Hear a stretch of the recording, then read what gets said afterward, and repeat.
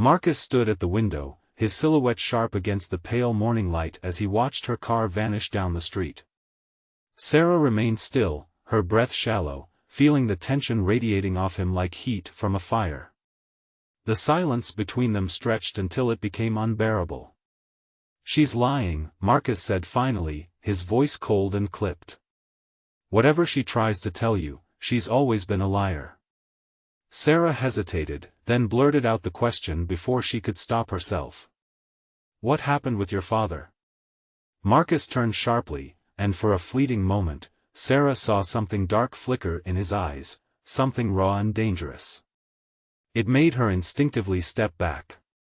But just as quickly, it vanished, replaced by his usual controlled mask. "Our father was a weak man who couldn't handle his responsibilities," Marcus replied evenly. "I learned from his mistakes. I know how to protect what's mine." The possessive tone sent a chill through Sarah. Her thoughts raced to the notebook hidden in her locker at work, pages filled with dates, times, and meticulously documented incidents. She thought of Grace's warnings, Jennifer's cryptic advice about their shared history, and the key to locker 437 that now felt heavier than ever. "I should get ready for work," Sarah said, breaking the suffocating silence. "About that," Marcus interjected, stepping closer. His cologne filled the small kitchen, overwhelming and cloying. "I've been thinking. The hospital has been taking advantage of you, making you work these long shifts. I spoke to Dr. Richardson about reducing your hours." Sarah's heart stopped. "You did what?" "It's for the best, Sarah. Tommy needs his mother home more. And he paused, catching her wrist with a grip that was gentle yet unyielding. "I need to know where you are to keep you safe." The rest of the day passed in a blur. At work, Sarah moved through her tasks mechanically, her mind racing. During her break, she slipped down to locker 437, pulling out the notebook once again. She added Jennifer's visit to her growing documentation, jotting down her name alongside everything else. On a separate page, she wrote, "History repeats itself." As she scribbled, a memory surfaced, Tommy's voice from weeks ago, hesitant but urgent. "Captain keeps secrets, Mom. Like how Marcus broke your phone when you talked to Aunt Lisa too long." The storm was building, Sarah could feel it in the air. In the way Marcus's control tightened day by day. In the growing fear in Tommy's eyes. Soon, it would break. She just prayed they'd be ready when it did.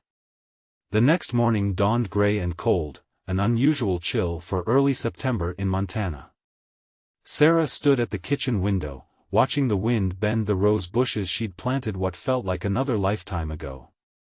Behind her, Tommy pushed his breakfast around his plate, while Captain, his beloved stuffed penguin, sat propped carefully on the chair beside him. "Eat, honey," Sarah urged softly. "You need your strength." They both tensed at the sound of footsteps on the stairs.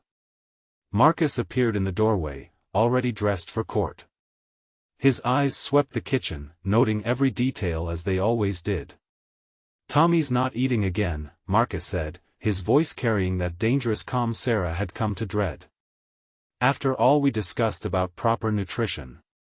"I'm not hungry," Tommy whispered, immediately hunching his shoulders as if trying to disappear. Marcus moved to the table, placing his hands firmly on Tommy's shoulders.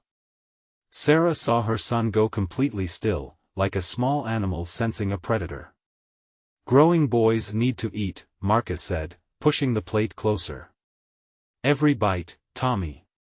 I'll watch." Sarah turned away, her hands shaking as she pretended to wash dishes. The only sound was Tommy's fork scraping against the plate, punctuated by his occasional swallow. "Good boy," Marcus said finally. "Now go get ready for school. And Tommy, leave the penguin home today. You're too old for toys." Tommy's eyes met Sarah's, panic clear in his face.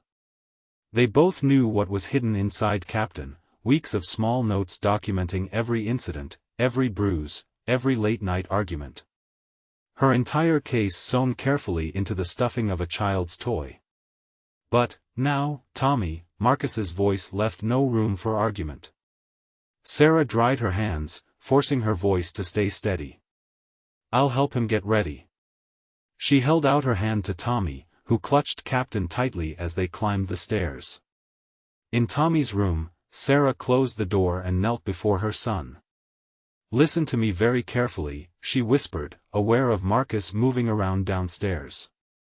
Put Captain in your backpack, under your books. If anything happens today, anything that scares you, you run to Officer Mitchell or Mrs. Henderson. Remember our code word? Tommy nodded, his lower lip trembling. Penguin, he whispered back. That's right. If you hear that word, or if you feel scared, you run. Don't look back. Don't wait. Just run. She hugged him fiercely, feeling his small heart racing against her chest. The sound of Marcus's phone ringing downstairs made them both jump. His voice drifted up, sharp with anger. What do you mean the case is being transferred? I built that case from nothing. Sarah's hands moved quickly, checking Captain's seams one last time. The stuffing felt slightly lumpy where her documentation was hidden, but it wasn't noticeable unless you knew what to look for. Sarah. Marcus's voice carried up the stairs. Where's my phone charger? In your office, she called back, her voice remarkably steady despite the storm brewing inside her. But Marcus was already climbing the stairs, his footsteps heavy with purpose. Sarah pushed Tommy gently toward his closet. Get dressed, honey. Quick as you can. She met Marcus in the hallway, closing Tommy's door behind her. Is everything okay? I heard something about a case. His hand shot out, gripping her.